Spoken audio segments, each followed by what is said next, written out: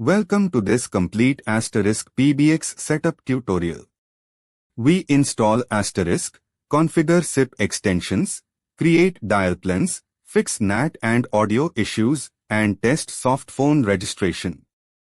Let us start by installing all required Linux dependencies for Asterisk. These packages are required for building Asterisk from source. Next, download and compile the latest Asterisk source code. This ensures a stable PBX installation. Now we configure SIP extensions using PJSIP. These endpoints allow softphone registration.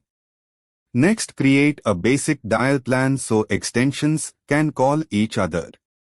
Asterisk must have correct NAT settings to avoid audio issues. Use this configuration. Asterisk uses RTP ports for audio. These must be allowed through your firewall. Now register softphones like Zoiper using the extension details. Asterisk includes powerful debugging tools for SIP traffic and call flow. Your Asterisk PBX is fully ready. Add IVRs, queues, recordings, or call center features.